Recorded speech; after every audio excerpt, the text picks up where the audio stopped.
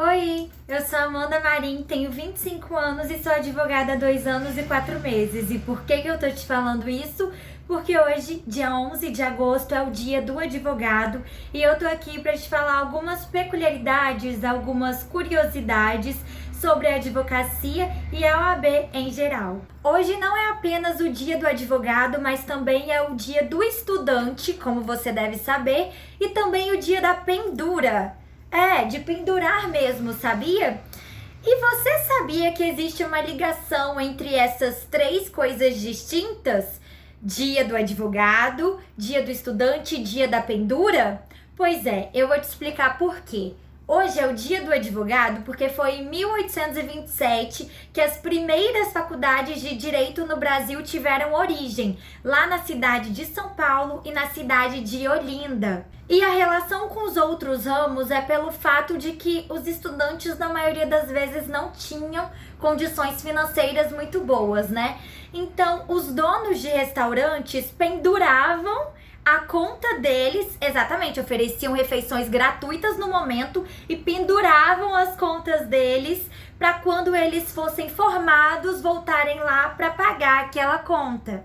E por que eles faziam isso? Porque eles se sentiam muito honrados. A profissão de advogado até hoje é uma profissão muito honrada, mas só que antigamente era mais ainda por não ter tantas opções como tem hoje em dia. Como eu já te disse, a profissão de advogado é uma profissão bem antiga. E o primeiro curso de direito surgiu lá em 1150 em Bolonha, na Itália. Mas informalmente, podemos considerar que os gregos foram os primeiros advogados, porque alguns tinham uma lábia muito boa, eram excelentes argumentadores e com isso cobravam das pessoas já para defendê-las. A primeira mulher a se formar numa faculdade de direito no Brasil foi Maria Augusta Saraiva e ela se formou na USP em 1902. Ela também foi a primeira mulher brasileira a atuar no Tribunal do Júri. Algumas carreiras só podem ser seguidas se for por pessoas formadas em direito.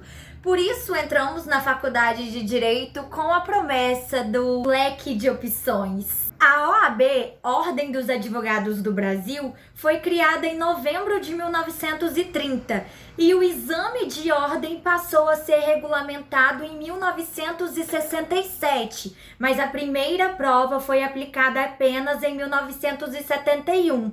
No início, ela não era exigida para ser advogado, não. Depois de um tempo que ela passou a ser. E você acredita que as provas anteriormente eram aplicadas nas modalidades objetiva e oral? Pois é, só que com o tempo e com o aumento de candidatos, a prova oral se tornou inviável, sendo hoje a primeira fase composta de questões objetivas apenas e a segunda fase de questões discursivas, sendo uma peça que você vai descobrir na hora qual que é para você fazer e questões discursivas para você responder. A prova objetiva é composta por conhecimentos gerais do direito, são várias matérias. E na segunda fase, são conhecimentos específicos e você, candidato, que vai escolher a matéria que quer fazer a segunda fase. No meu caso, eu escolhi a matéria penal. Dentre as matérias disponíveis, você pode escolher direito civil, direito penal, direito constitucional, administrativo, do trabalho, empresarial ou tributário. E aí, qual você escolheria ou escolheu? Hoje, a banca que organiza o exame de ordem é a FGV, Fundação Getúlio Vargas. E aí surge aquela questão polêmica. Por que advogado é chamado de doutor mesmo sem doutorado? E aí eu vou te explicar.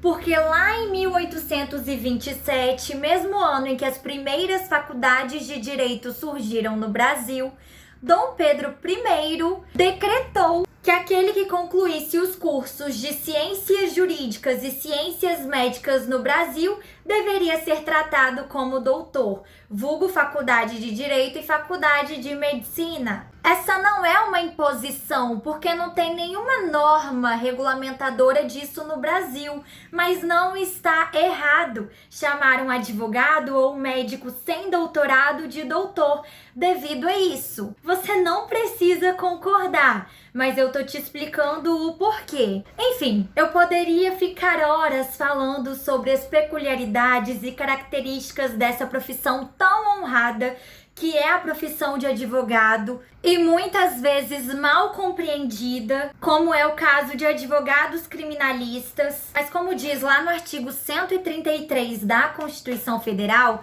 o advogado é indispensável à administração da justiça. Que possamos continuar firmes e fortes nessa profissão árdua que é a advocacia, com muita ética profissional, porque muitos sonhos e liberdades infinitas vezes dependem de nós. Um beijo e até a próxima!